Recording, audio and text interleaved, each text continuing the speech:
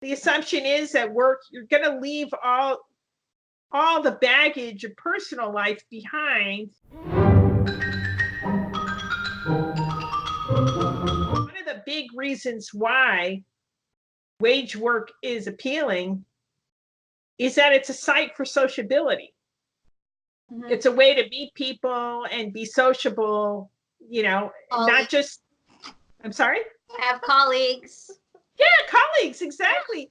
Colleagues are cool. I mean, you talk to them, it's nice. And it's not just colleagueship, coworkers. It's a different form of sociability than when you're with friends and family.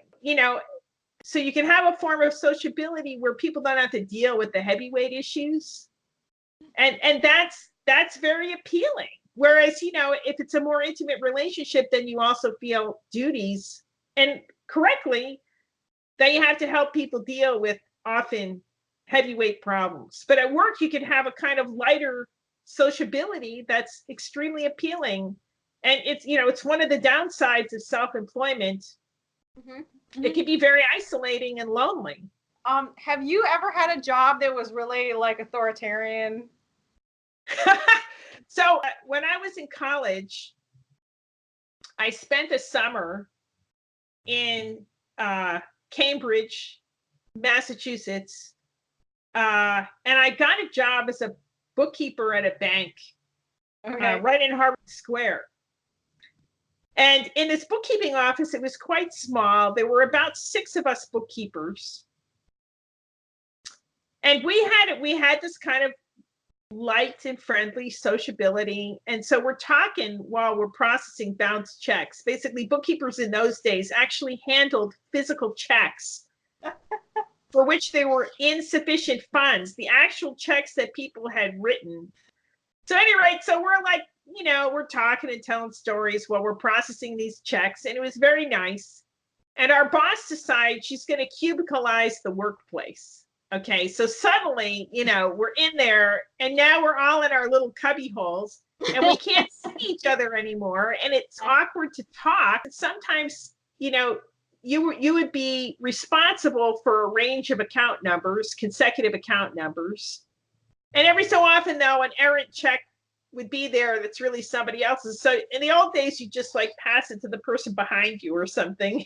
Right. And now in a cubicle, you couldn't do that anymore. You had to get up physically, walk around. I mean, it wasn't the end of the world. It wasn't like horrible abuse. We're not talking about sexual harassment or anything like that. But still, it's a case where you have this dictatorial decision imposed on workers that neither it costs money, but it also didn't make functional sense. Mm-hmm. Workers actually, for the most part, actually want to do a good job and want to do it efficiently. Mm-hmm. They don't want to have obstacles in the way of getting their work done. Right. An open office just made sense for the kind of work that we did. You might be the only person I've ever met who's speaking in favor of an open plan office. No, so actually, but what part of it is the size of the office. So this is, there's about 6 bookkeepers. Okay, so it's small. We're all doing the same kind of work. Now they have this ideology, everything's got to be open for collaboration and conversation. But in fact, a lot of office work, it's first of all, it requires a lot more concentration than bookkeeping. Right? I mean, bookkeeping was actually very routine work. But these days they expect, tech workers to be coding.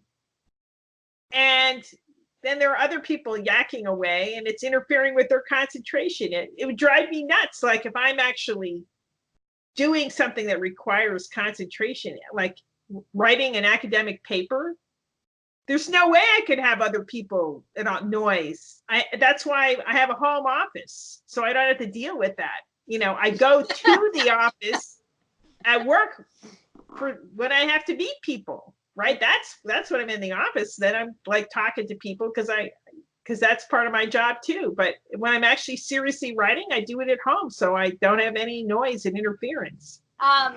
So I heard you say about sociability, and it made me think of Aristotle and as us as social beings. And I was curious, what of any historical philosopher do you think has had the greatest influence on your work? John Dewey, great American pragmatist. Here's the thing about Dewey. He was a terrible writer. And consequently, Probably he was in an open office. the biggest problem is you're a bad writer is that people don't want to slog through it. Right. And pragmatism, Dewey's pragmatism, actually, you have to slog through about 600 pages before you really get what's going on. And then once you get it, you realize, oh, wow, this is like genius. It's like the most amazing, exciting thing. But how many people are willing to invest that amount of time to slog through 600 pages to figure out what's going on? My post-private government research is actually all about the work ethic, the Protestant work ethic. Oh, wow. And I am going back to its theological origins with Protestant minister Richard Baxter, a great Puritan of the 17th century who pretty much invented the work ethic. Max Weber, in his great work, The Protestant Ethic and the Spirit of Capitalism, quotes Baxter.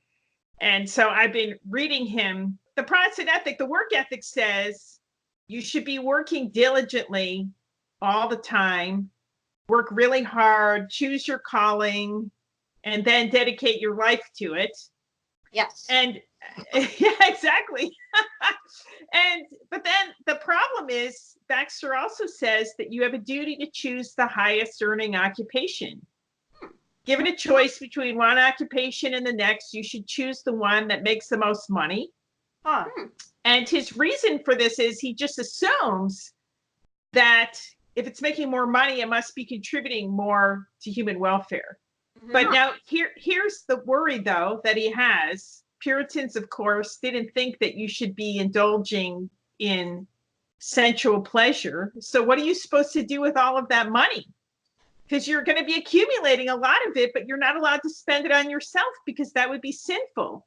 Right? And Baxter's sort of rolling this around in his head, and he realizes there's really nothing else you're allowed to spend your money on but charity.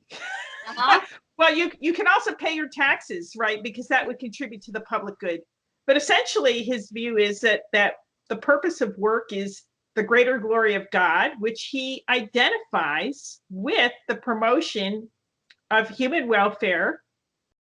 It's so out of this ascetic Puritanism, you get utilitarianism, you get effective altruism, you accumulate all this money, and then you have to give it all away. The idea that from a bizarre theological doctrine, you could get this ultra sort of secular moral vision is one of the great ironies of the history of moral philosophy. Hey, I'm so grateful and honored that you were on our show. And thank you. It's a pleasure. Yeah. Thank you. Great talking to you.